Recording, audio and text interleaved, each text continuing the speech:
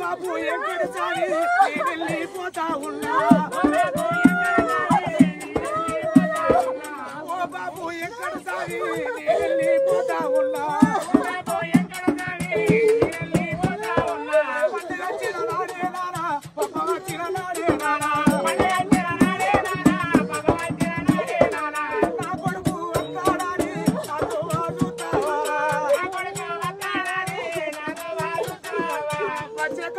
వదిలేడు నన్నెవడు రమ్మన్నాడే నేను ఎవడ తోడి పోతానర నాయనా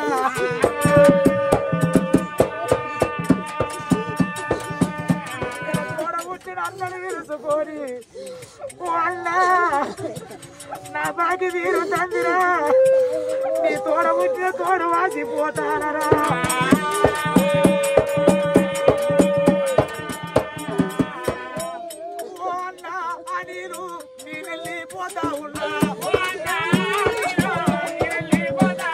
welcome back to our channel. నేను మీ వెంకట్. ఇప్పుడు మన ఫోక్ ఇండస్ట్రీలో ఒక యాక్టర్ కమ్ డైరెక్టరు అతను ప్రాణం తీసుకోవటం, భార్యాభర్తల మధ్య గొడవ అనేది ఒక టాపిక్ నడుస్తూ ఉంది నిజంగా. ఎందుకంటే ప్రాణం తీసుకున్న అబ్బాయి వయసు రీత్యా చూస్తే చాలా చిన్న వయసు. ఏదో జీవితం అంతా అయిపోయిందిలే, ఇంకా ఉన్నా ఒకటే పోయినా ఒకటే అనుకునేది కాదు. జీవితం జస్ట్ స్టార్ట్ అయింది. పెళ్ళయి కూడా ఎంత నిండా 6 నెలల్లో 7వ నెల ఇది. ఈ ఏడాది మార్చిలో వాళ్ళ పెళ్ళయింది.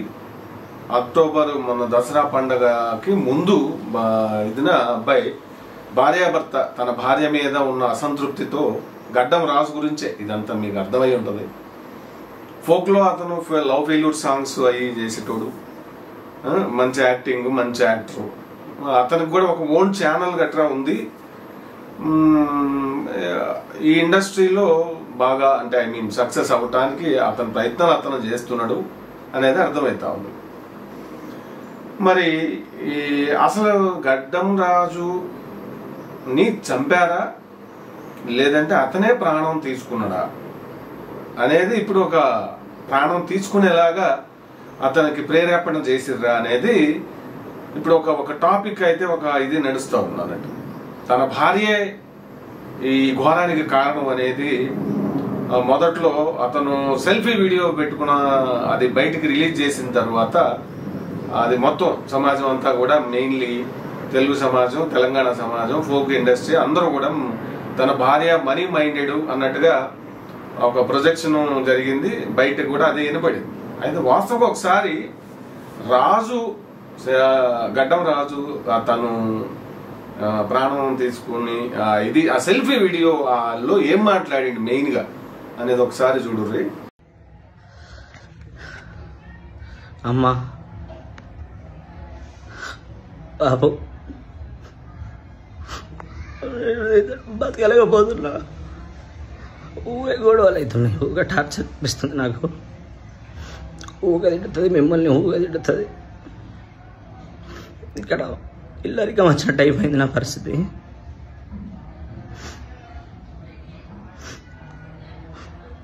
అమ్మా బాబు వెళ్ళి వదలు. అన్న వదిన పిల్లలు జాగ్రత్త, నైసి డుక్కు మంచిగా ఉండురా, బాబాయిగా ఉన్నాడు, ఆర్యన్గా బాయ్, సౌందర్య మంచిగా బతుకు. నీలాంటి దానికి మొగుళ్ళు సెట్ గారు.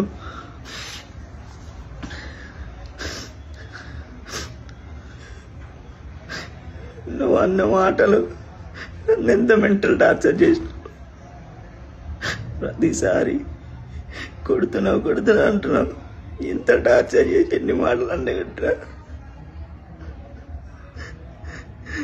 ఇంకా పెళ్ళైనప్పటి నుంచి టార్చర్.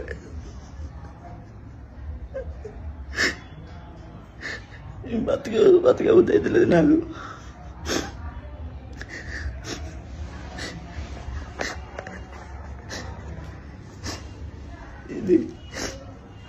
ఈ చీర కొన్నా, దానికి పండక్కి నేను డ్రెస్ కూడా కొనుక్కోలేవు, పైసలు లేవని.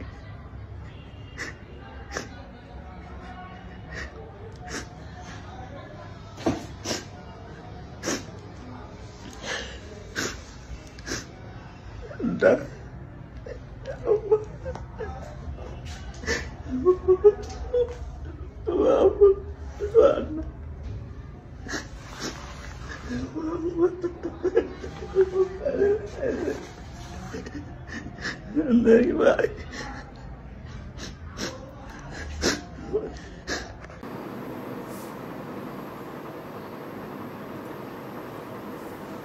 చూశారు కదా ఆ సెల్ఫీ వీడియోలో 2-3 మాటలు. ఒకటి ఇక్కడ చాలా టార్చర్ గా ఉంది ఇక్కడ అని ఒకటి పాయింట్ చెప్పినాడు. ఇల్లరికం వచ్చినట్టుగా అయింది పరిస్థితి. అంటే ఇప్పుడు వాళ్ళ సొంత ఊర్లో ఉండట్లేదు, వేరే ఎక్కడో ఉంటున్నారు. వాళ్ళ అమ్మ అంటే తన అత్తగారి ఇంట్లోనే ఇతను ఉంటున్నాడు అనేది అర్థమవుతా ఉంది, అంటే తన భార్యతో కలిసి. ఆమె మరి ఇప్పుడు రాజు తనకి ఇంకా రెండో పాయింట్ ఏం చెప్పిండు, నీకు మగాళ్ళు ఎవరు సెట్ గారు అన్నాడు. అంతే, ఇదే అది గమనించాలి. ఆ తర్వాత తన కుటుంబం, తన తల్లి తండ్రి, తన అన్న వదిన పిల్లలు, వదిన వాళ్ళ అన్న వాళ్ళ పిల్లల గురించి ఆ బ్యాక్గ్రౌండ్ లో ఫ్లెక్సీ మీద వాళ్ళ మ్యారేజ్ కి చేయించుకున్న ఫ్లెక్సీ అనుకుంటా, ఆ ఫ్లెక్సీ మీద అట్లా వరుస పెట్టి ఇట్లా చూపిస్తూ ఇక నేను ఉండను, ముఖ్యంగా వాళ్ళ అన్నయ్య పిల్లల్ని అడ్రస్ చేస్తూ మీ బాబాయ్ ఉండరా అంటూ చాలా ఏడ్చుకుంటూ ఎమోషనల్ గా అతను అయింది. నిజంగా అది బాధాకరం తలుచుకుంటే, ఒక రకంగా గుండెకోతాయి. వాళ్ళ తండ్రికి మెయిన్లీ, వాళ్ళ అమ్మకి, తల్లిదండ్రులకి కొడుకులు చెట్టంత కొడుకులు లేదా కూతుర్లు ఎవరైనా, మెయిన్ కొడుకు అంటే మన సమాజంలో ఇంకా కొంత ఇది ఏదో ఉద్ధరిస్తాడు, పునామి నరకం నుంచి తప్పిస్తాడు, వారసత్వాన్ని మోస్తాడు, కష్టాలు నష్టాలు తండ్రి తర్వాత కుటుంబాలను ఆదుకుంటాడు అనేటువంటి బాధ్యతలు మన సమాజంలో ఎప్పటి నుంచో ఉన్నాయి. కాబట్టి కొడుకు అంటే కూతురు పెళ్లి చేసుకుని తను అత్తగారింటికి వెళ్ళిపోతుంది కాబట్టి కొడుకు మీద ఆశలు అనేవి ఎక్కువ ఉంటాయి. నిజంగా తండ్రి వాళ్ళ నాన్న రాజు, గడ్డం రాజు మరణ వార్త వినగానే కూలి కింద పడిపోయిందని నేను విన్నా. నిజంగా జరుగుతుంది అంతే.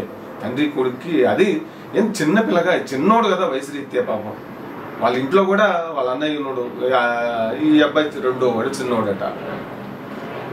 అయితే ఇప్పుడు ఇంత జరిగింది, రాజు అంత టార్చర్ అనుభవిస్తున్నా, నేను టార్చర్ అనుభవిస్తున్నా అని అంటున్నాను. ఇప్పుడు ఇంటర్వ్యూ మొత్తం మనం చూసాం, రాజు కుటుంబం వాళ్ళు మాట్లాడారు, వాళ్ళ అమ్మ నాయన వాళ్ళ అన్నయ్య, అలాగే తన భార్య అయినటువంటి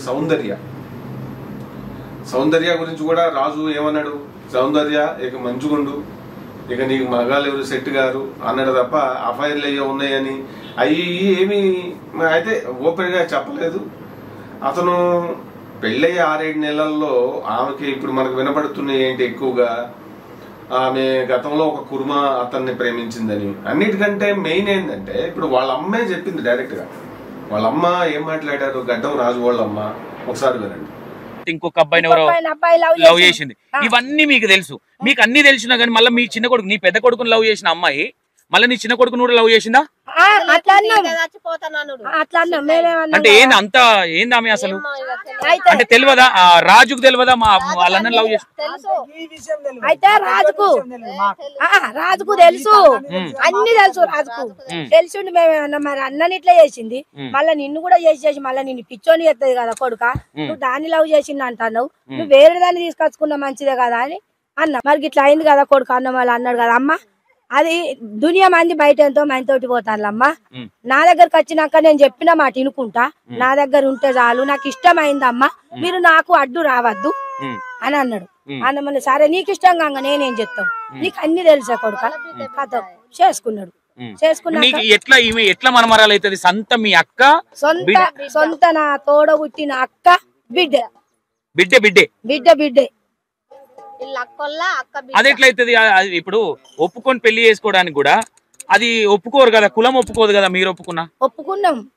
నాకు కోడలు అయితే కానీ ఆయనకు వరుస అవుతుంది, మా ఆయనకు చెల్లె బిడ్డ అవుతుంది. నాకేమో మొగోళ్ళ వరుస పట్టి, నా వరుస పట్టలే, మొగోళ్ళ వరుస పట్టుట్లా చేసినాం అన్నట్టు. ఇప్పుడు మీ అక్క బిడ్డని ఎవరికైతే మీరు ఇచ్చిరో అక్కడి నుంచి వరుస అవుతుంది, వాళ్ళకి వరుస అవుతుంది. అయితే ఆయన వాళ్ళ కథం పోలీస్ స్టేషన్ లో పెట్టింది. పోలీస్ స్టేషన్ లో పెట్టినాక పెళ్లి అయినప్పుడు అయితే అందరు అనుకునే కట్నం ఏమన్నా ఇచ్చిరా అమ్మా? కట్నమే అడగద్దు అన్న నా కొడుకు. వాళ్ళు మొన్ననే వాళ్ళ అన్న పెళ్లి చేసిర్రు, మీరు కట్నం అడిగితే మీరు రాకుండా అన్నాడు కొడుకు. కట్నం అడిగితే రాకుండా వాళ్ళ దగ్గర పైసలు లేవు, మేమే బతుకుతామని. పెళ్లికి ముందు మీతో ఎప్పుడన్నా మాట్లాడేదా అమ్మాయి? దాని ఫోనే మాట్లాడేది, అసలు ఫోనే మాట్లాడేది మాతోటి, ఫోనే మాట్లాడేది. అది ఫోను మొన్న ఒక్క రోజు ఏమైందంటే ఇప్పుడు విన్నారు కదా, సౌందర్య ఆల్రెడీ గడ్డంరాజు వాళ్ళ బ్రదర్ ని ప్రేమించి పెళ్లి అదే ఇష్టపడటం, ఆమె వచ్చి వాళ్ళ ఇంటి దగ్గర ఒక 4 రోజుల పాటు ఉండటం, ఇదంతా జరిగింది అనేది ఆమె చెప్తాం. సో వాళ్ళ అన్నయ్య కూడా చెప్తాం, తను ఆ కుర్మా అబ్బాయిని తను ప్రేమించడానికి ముందే కుర్మా అబ్బాయితో కూడా ప్రేమలో ఉండడం అనేది ఈ రాజు వాళ్ళ అన్నయ్యకి నచ్చగా ఆ విషయం దగ్గర గొడవై ఎవరి దారి వాళ్ళు అయినట్టుగా ఆమె చెప్పింది. అది మనకు అర్థమవుతాం. ఆ తర్వాత మరి రాజు నిజంగా ఇక్కడ బాధాకరమైన విషయం ఏంటంటే వాళ్ళ సొంత బ్రదర్ని ప్రేమించింది. మామూలు ప్రేమించి తన పెళ్లి కూడా ఏమైతే వదిన అవుతుంది, ప్రేమించింది. మరి అది అవ్వలేదు, తనకు తెలుసు ఆ వ్యవహారం. మరి అంతకు ముందు కూడా వేరే ఆ కుర్మా అబ్బాయిని లవ్ చేసింది. ఈ విషయాలన్నీ తనకు తెలుసు. ఎక్కడో జాబ్ చేస్తున్న దగ్గర మరి ఇంకొక వాళ్ళ అబ్బాయితో కూడా సన్నిహితంగా ఉంటుంది అన్నట్టుగా ఇట్లా తన క్యారెక్టర్కి సంబంధించినటువంటి అంశాలు ఎక్కువగా హైలైట్ చేస్తున్నటువంటి పరిస్థితి మనం చూడవచ్చు. అయితే ఇప్పుడు గడ్డం రాజు వాళ్ళ అన్నయ్యని ఇష్టపడిన అమ్మాయి రాజు ఎందుకు ఇష్టపడ్డాడు అనేది ఇక్కడ అర్థం కాని విషయం. ఇంకా ప్రపంచంలో అమ్మాయిలే దొరకలేదు ఇతను ప్రాణం తీసుకోవడం అనేది నాకు నిజంగా నచ్చలేదు. ఎందుకంటే ఇప్పుడు ఆమె ఎంత టార్చర్ పెట్టినా నచ్చకపోతే నీ దారి నువ్వు చావు, నీ చావు నువ్వు చావు అని చెప్పి 2 వీక్ ఫ్రస్ట్రేషన్ ఉంటే చిత్తకొట్టైనా వచ్చేయచ్చు. నీ అమ్మ నువ్వు మారవు, నీ బతికింతే, నువ్వు బతుకు అని చెప్పి లీగల్గా డివోర్స్ ఇచ్చి పడేసి నీకు ఇంకా ఉందిగా, లైఫ్ ఉందిగా, అయిపోలేదుగా. టార్చర్ ఇప్పుడు వాళ్ళు తిట్టారు, అవమానపరిచారు, ఏమి రెస్పెక్ట్ ఇవ్వట్లేదు. అత్తగారు ఆ వరుసలు కూడా కొన్ని తేడాలుగా ఉన్నట్టున్నాయి. ఆమె భార్య అంటే వాళ్ళ అత్తగారు, రాజు అత్తగారు, ఆమెకు ఒక వరుస, రాజుకి ఒక వరుస అక్క అవుతుందట, ఇంకొక వరుస అత్త అవుతుందట. ఆమెమో అక్కలాగా, మరి అక్క అంటే తమ్ముడిని ఎట్ట చూస్తుంది, అల్లుళ్ళలాగా ఏదో బయట నుంచి వచ్చినట్టు చూడరు జనరల్గా. సో చిన్నప్పటి నుంచి పుట్టు పెరిగి ఉంటారు కాబట్టి అక్క తమ్ముడు సంబంధం అనేది మా తమ్ముడే అన్నట్టుగా ఉంటాయి జనరల్గా. ఇంకా అట్లా ఉంటాయి. తర్వాత నాకు రెస్పెక్ట్ ఇట్లేదు, ఆమె ఇష్టం వచ్చినట్టు మాట్లాడుతుంది, అది ఇది అని చెప్పి అది కూడా ఆవేదన పడ్డట్టుగా ఆమె చెప్పింది. ఇది రాజు భార్య. ఒకసారి రాజు భార్య ఓవరాల్గా ఆమె ఏం చెప్పింది ఈ చావు గురించి, అతను ఎందుకు వెళ్ళలేదు అక్కడికి ఆ ఊరికి. నిజంగా ఏదో రాజు చనిపోయిన తర్వాత ప్రేమ ఉన్నట్టుగా, అసలు అల్టిమేట్ మేము ప్రేమికులు అన్నట్టుగా ఆమె మరి మాట్లాడుతూ ఉంది కదా. అక్కడికి ఎందుకు వెళ్ళలేదు ఆ రోజు అతను చనిపోయి మరి దహన సంస్కారాలు కానీ, దానికి కూడా ఆమె ఇచ్చిన వివరణ ఏందో ఒకసారి చూడుర్రి. తప్పు ఉందా లేదా అంటే ఆయనతో మళ్ళీ ఉండడానికి ఇది ఆయన చనిపోయే దాంట్లో నువ్వు చంపినావు అంటారు కదా. నేను ఎట్లా చంపుకుంటా అన్నా, నేను అంత గొడవ, అంత దెబ్బలు కొట్టి నాకు కంప్లైంట్ దాకా వెళ్ళి PS లో ఒక కంప్లైంట్ ఇచ్చి అంత టార్చర్ నన్ను పెట్టినా సరే, నేను నా భర్త ఇంకా నాకు లైఫ్ ఉంది, నన్ను ఆయన రియలైజ్ అయ్యి నాకు సారీ చెప్పిండు, నా కాళ్ళ మీద పడుతున్నాడు, ఇంతమంది ముందులో ఆయన పరుగు పక్కన పెట్టి నా కాళ్ళ మీద పడుతున్నా అంటే ఖచ్చితంగా ఏ అమ్మాయినా యాక్సెప్ట్ చేస్తుంది కదా. సూపర్. అంటే దానికి నేను హ్యాట్స్ ఆఫ్ చెప్తా, ఏ అమ్మాయినా చేస్తుంది కదా. మీ భర్త చచ్చిపోతే నువ్వు ఎందుకు వెళ్ళలేదంటే, ఆ రోజు అప్పటికి నేను అంబులెన్స్ దగ్గరే ఉన్నా, ఆయనకి పోస్ట్ మార్టం చేసి తీసుకెళ్లే వరకు నేను ఆయన చుట్టే ఉన్నా, ఆయన దగ్గరే ఉన్నా. నేను దాని అంబులెన్స్ వెనకాల కూడా నేను పరిగెత్తుకుంటూ వెళ్ళినా. మీకు అక్కడ వీడియోస్ దొరికినాయో లేదో నాకు తెలియదు, కానీ అప్పటి వరకు నేను అక్కడే ఉన్నా. నేను హాస్పిటల్ తప్ప నేను ఇంకెక్కడ లేను. ఆయన తీసుకెళ్ళినప్పటి నుంచి హాస్పిటల్కి ఆయనని ఊరికి షిఫ్ట్ చేసే వరకు నేను ఆయనతోనే ఉన్నా నేను.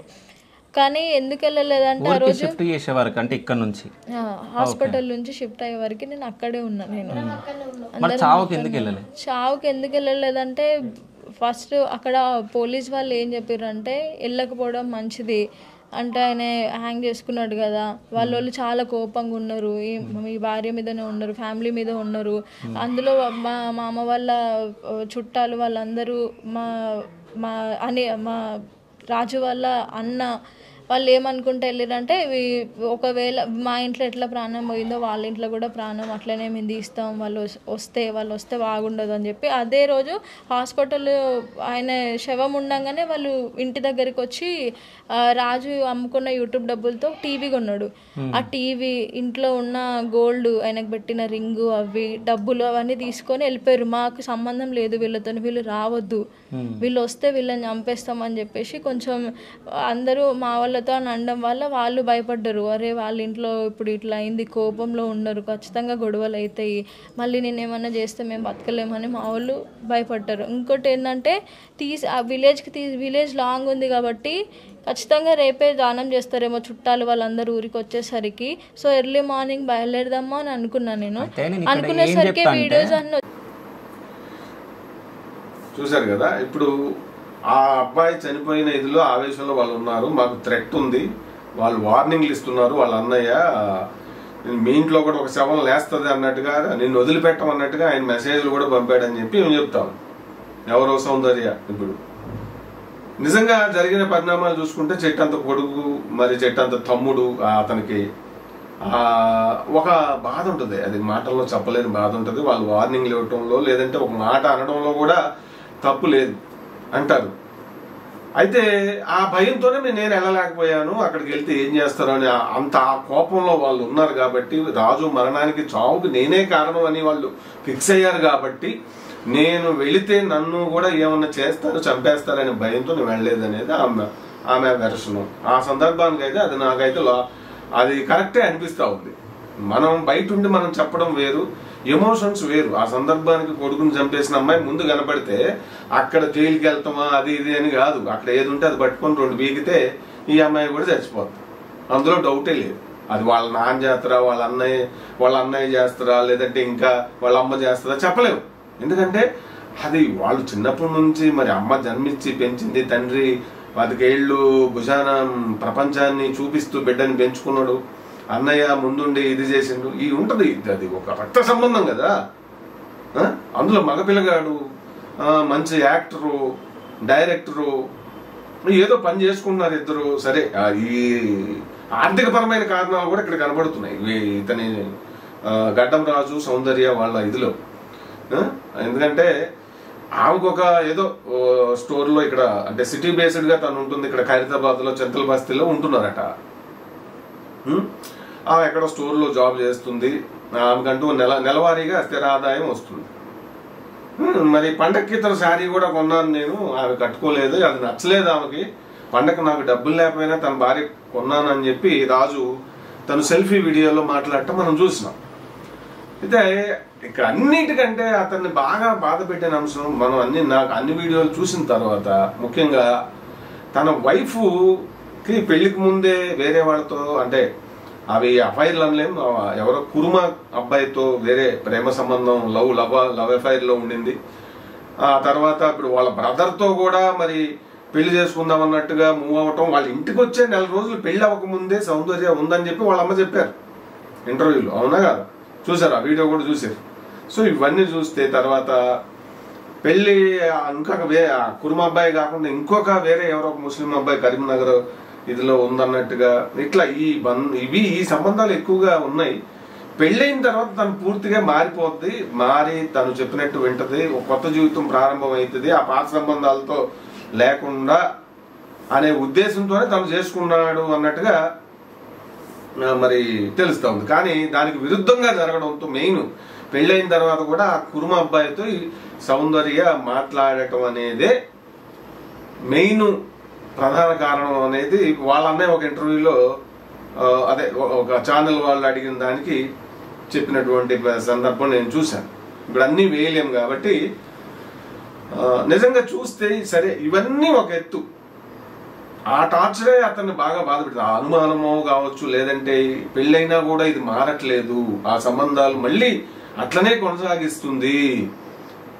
ఏ మగాడైనా ఎట్లా తట్టుకుంటాడు? అది ఒక భార్య భర్తతోనే ఇప్పుడు అంటే భార్యాభర్తలు ఇద్దరు ఒకరి మీద ఒకరు నమ్మకంతో వివాహం అనే దాని ముఖ్య ఉద్దేశం ఏంటి? పెళ్ళయ్యాక కూడా ఎవరిష్టం వచ్చినట్టు వాళ్ళు ఉండమని కాదు కదా, ఎవరికి నచ్చిన వాళ్ళతో వాళ్ళు తిరగమని కాదు కదా బలాదూరుగా.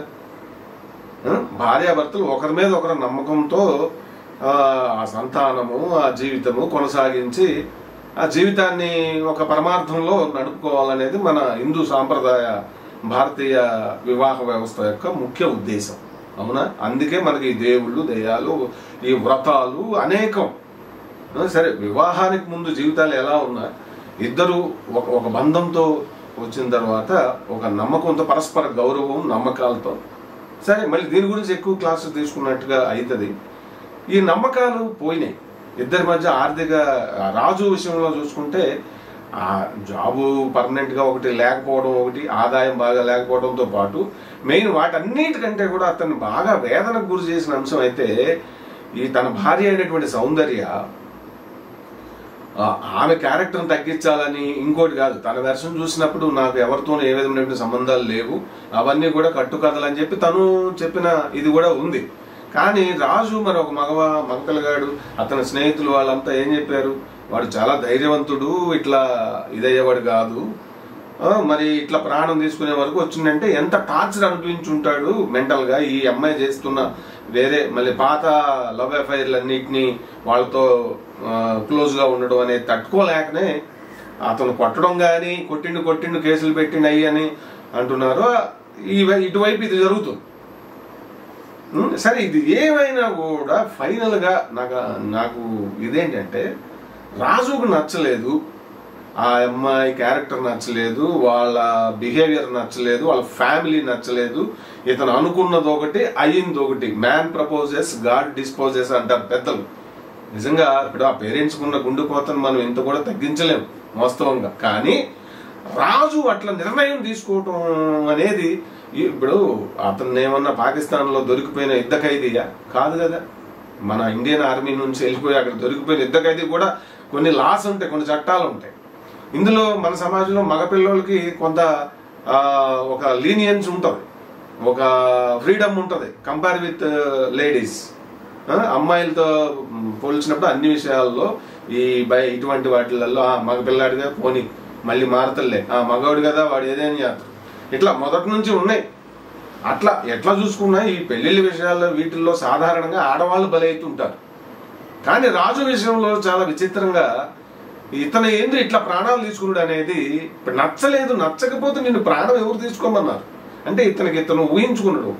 ఈ పెళ్ళై 1 సంవత్సరం కూడా కాలేదు అప్పుడే ఇడిపోయాము అని తెలిస్తే ఇడాకులు అది అంటే ఈ సర్కిల్లో కానీ బంధువుల్లో అంతా లోకువైపోతానేమో అని ఒక ఇన్ఫీరియర్ గా అతనికి అతనే ఆలోచించుకుని అతనికి అతనే వేదన పడి ఫ్రెండ్స్ తో గాని బెస్ట్ ఫ్రెండ్స్ తో గాని ఇవేవి షేర్ చేసుకోకుండా అతనే ఒక ఇదిలోకి వెళ్ళినప్పుడు ఈ తీసుకున్న నిర్ణయం అనేది మనకు అర్థమవుతాం. నిజంగా బెస్ట్ ఫ్రెండ్స్ తో మాట్లాడుంటే వాళ్ళతో జనరల్ గా ఎవరైనా ఏం చేస్తాం, మనం బెస్ట్ అనుకున్న 2-3 ఫ్రెండ్స్ తో అరే ఇట్లుందరా పరిస్థితి ఏందిరా అంటే వాళ్ళలో ఎవరో ఒకడు మంచిగా అడ్వైజ్ చేస్తారు. అరే ఎందుకురా నువ్వు వేదన పడటం, ఇంత ఫ్రస్ట్రేట్ అవడం ఎందుకు, ఎవరి దారి వాళ్ళు చూసుకుంటే మంచిది కదా అనేది ఖచ్చితంగా అడ్వైజ్ చేస్తారు.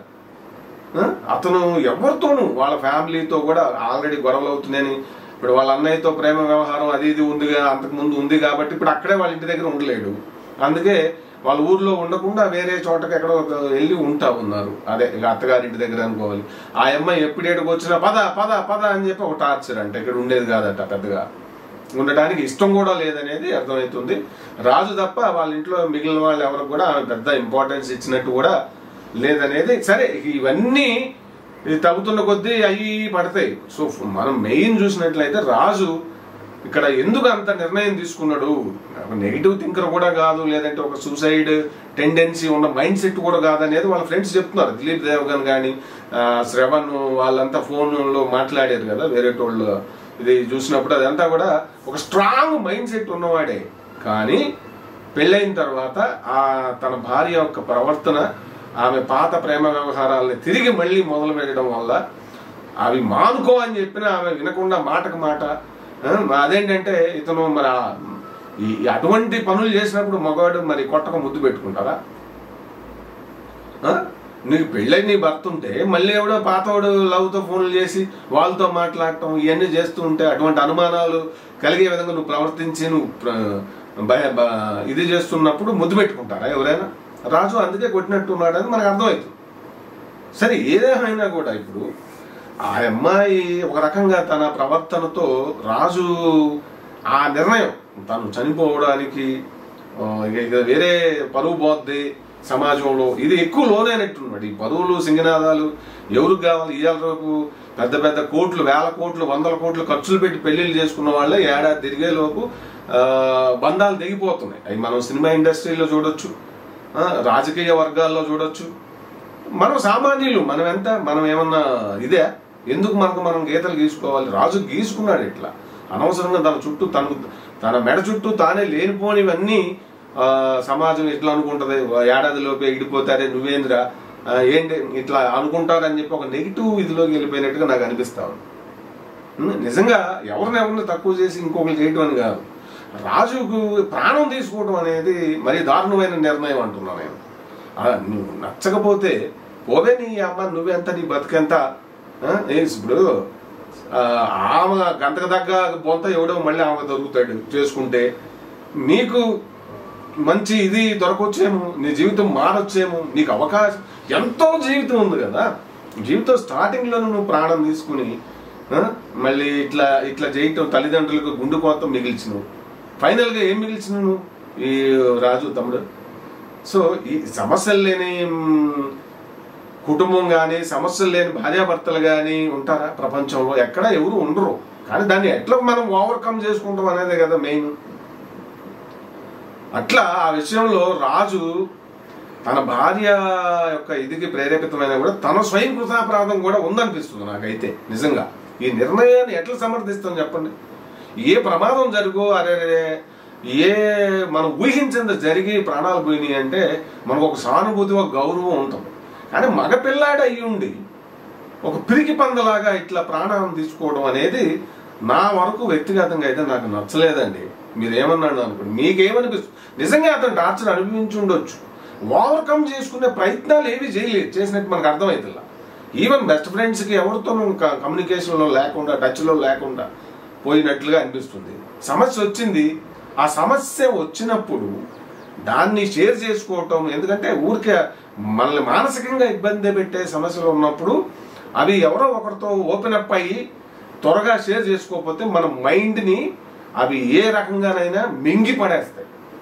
అది మన జీవితాన్ని కూడా బలిపి ఉంటాయని చెప్పడానికి, ఒక్కోసారి ఇటువంటి నిర్ణయాలు తీసుకోవడానికి ప్రేరేపిస్తాయి ప్రాణం తీసుకునేలాగా అని చెప్పడానికి మన గడ్డంరాజు సంఘటన ఒక ఉదాహరణ. నిజంగా అతను ఆత్మకు శాంతి కలగాలి.